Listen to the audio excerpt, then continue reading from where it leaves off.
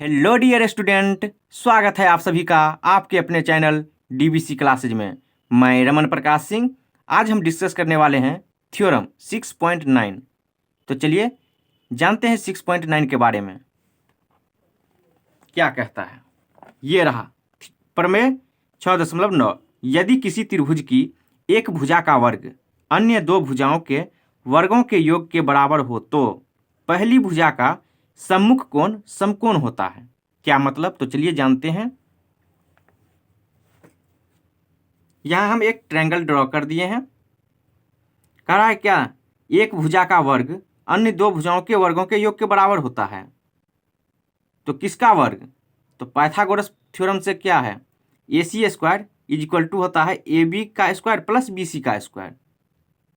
तो चलिए जो दिया हुआ है वो लिख देते हैं। क्या? ट्रायंगल ए बी सी, एक ट्रायंगल दिया हुआ है, एक त्रिभुज, तो हम यहाँ ए बी सी इसका नाम दे दिए हैं। जहाँ क्या है, A C square is equal to A B का स्क्वायर प्लस बी सी का स्क्वायर। ये हम नहीं, ये यहाँ कह रहा है, देख लीजिए। तो कह रहा है पहली भुजा का सम्मुख कोण समकोण होता है। ये जो मेरा साइड है उसके सामने का ये जो होगा ये 90 डिग्री होगा, समकोण होता है। तो यही मुझे प्रूफ करना है।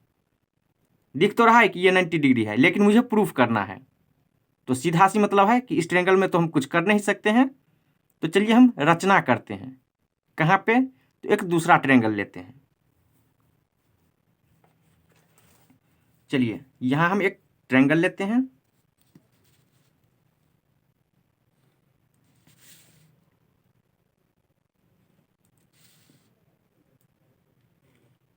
चलिए एक ट्रायंगल ले लिए हैं। इसका नाम हम देते हैं ओ पी क्यू। कुछ भी आप नाम रख सकते हैं, कोई दिक्कत नहीं है। चलिए, और मुझे क्या प्रूफ करना है, सिद्ध करना है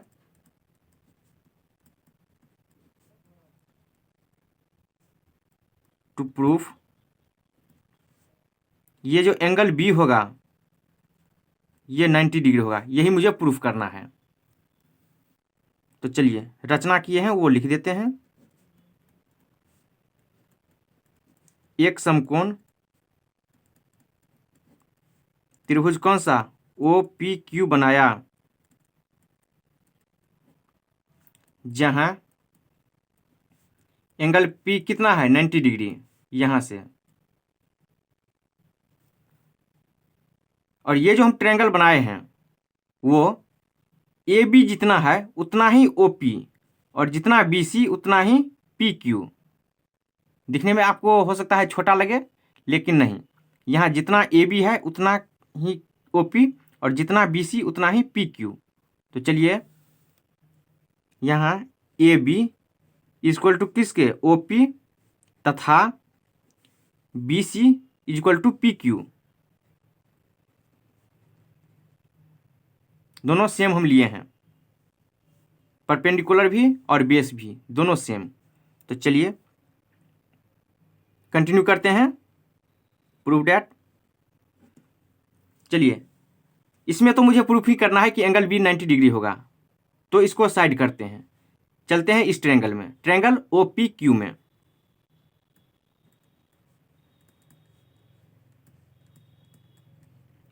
चलिए पाइथागोरस थ्योरम से O Q square is equal to होता है O P square plus P Q square.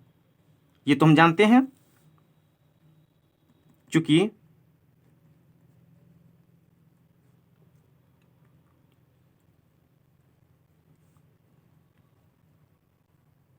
Pythagoras theorem से क्या होता है, O Q square is equal to O P square plus P Q का स्क्वायर, ये होता है।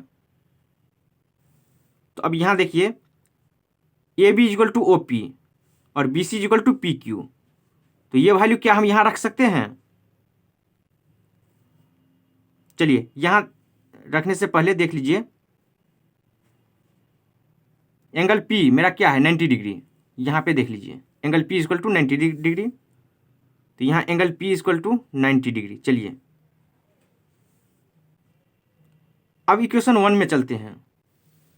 इसका हम नाम कर देते हैं कुछ। ये रहा इक्वेशन फर्स्ट।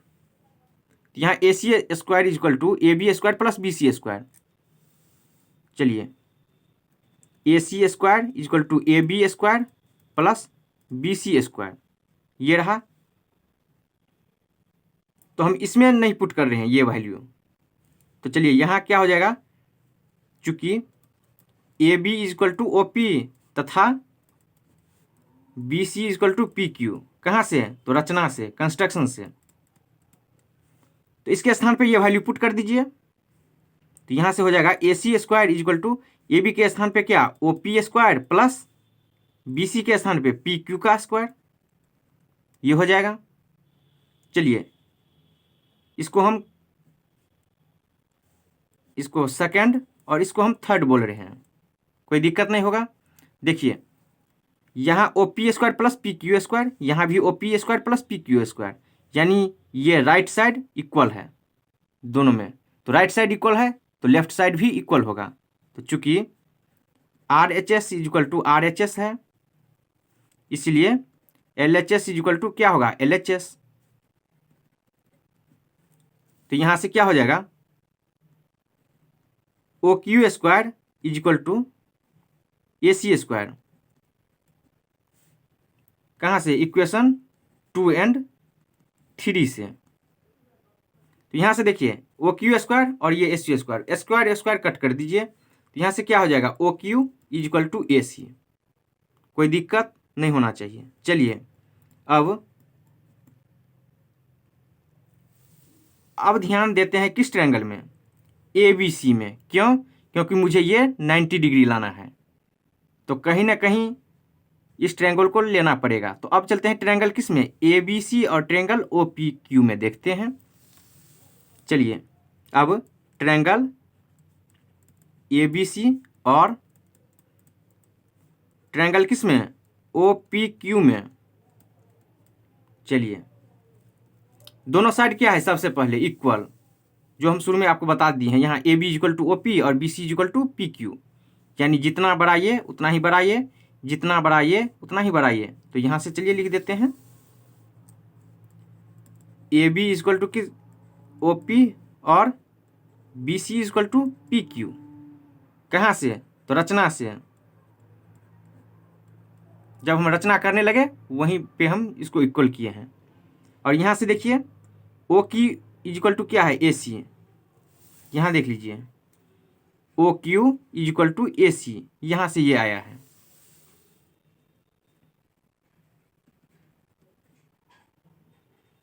इसका नाम कुछ कर दीजिए 4, तो लिख देते हैं इक्वेशन 4 से, यहाँ से ये आ गया है। तो अब देखिए तो यहाँ A B equal to O P, B C equal to P Q और O Q equal to A C, यानी ये इसके इक्वल, ये इसके इक्वल और ये इसके इक्वल। इसका मतलब क्या होगा, ए बी सी कॉन्ग्रुएंट हो जाएगा किसके, ओ पी क्यू के। तो चूंकि साइड साइड साइड क्राइटेरिया से क्या हो जाएगा, triangle A B C congruent हो जाएगा किसके, ट्रायंगल ओ पी क्यू के। और जैसे ही कॉन्ग्रुएंट हो गया तो इसका मतलब क्या, कॉरस्पॉन्डिंग एंगल भी क्या हो जाएगा, सेम होगा। कहाँ से, सी पी सी टी से, corresponding part of congruent triangle. तो यहाँ से क्या हो जाएगा, इसीलिए देखिए एंगल ए ओ के इक्वल हो जाएगा, बी पी के इक्वल हो जाएगा और सी क्यू के इक्वल। तो यहाँ से क्या हो जाएगा, angle A equal to angle O, angle B equal to angle P और एंगल सी इक्वल टू किसके, एंगल क्यू के। मुझे क्या चाहिए, मुझे ये चाहिए। तो यहाँ से angle B equal to angle P और एंगल पी कितना है, 90 डिग्री। तो यहाँ से प्रूव हो गया, यही मुझे लाना था, ये प्रूव हो गया और यही मुझे लाना था। जो बी जो होगा वो 90 डिग्री होगा। चलिए कहीं दिक्कत नहीं होना चाहिए, देख लीजिए एक बार ऊपर से। मुझे कह रहा था कि एंगल बी 90 डिग्री होगा, ये मुझे बताना था। तो इस ट्रायंगल में तो हम कुछ कर नहीं सकते हैं, तो हम एक दूसरा ट्रायंगल लिए हैं यहाँ पे।